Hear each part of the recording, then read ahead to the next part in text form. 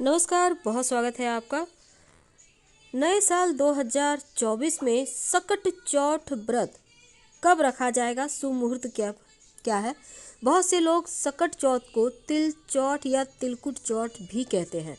इस दिन माताएं अपने बच्चों की लंबी आयु के लिए निर्जला व्रत रखती हैं और शाम में चंद्रमा को अर्घ्य देकर अपना व्रत खोलती हैं।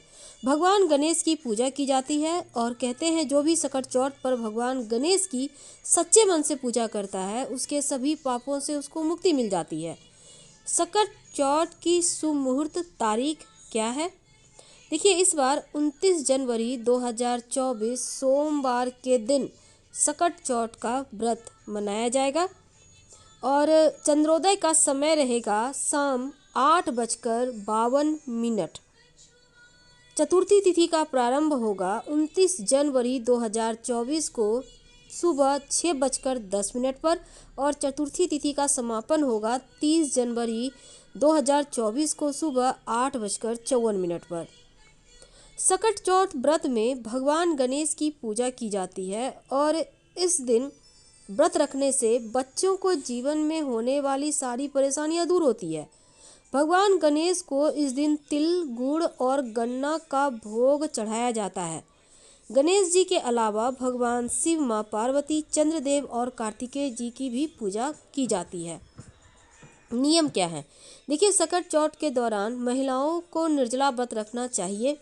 चंद्रोदय से पहले भगवान गणेश की विधिवत पूजा विधान कर लेनी चाहिए। फिर चांद निकलने के बाद चांद को अर्घ्य देकर व्रत का पारण करना चाहिए। भक्तों को काले रंग के कपड़े नहीं पहनना है।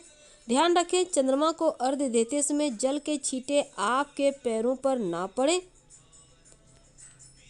इस दिन कथा सुनने का भी विधान है। पौराणिक कथाओं के अनुसार सकट चौथ के दिन भगवान गणेश के जीवन पर सबसे बड़ा संकट आया जो टल गया था, इसलिए इसका नाम सकट चौथ पड़ा। इसके पीछे एक कहानी है। माँ पार्वती एक बार स्नान करने गई। स्नान घर के बाहर उन्होंने अपने पुत्र गणेश जी को खड़ा कर दिया और उन्हें रखवाली का आदेश देते हुए कहा, जब तक मैं स्नान कर खुद न बाहर आऊं, किसी को भीतर आने की इजाज़त मत देना।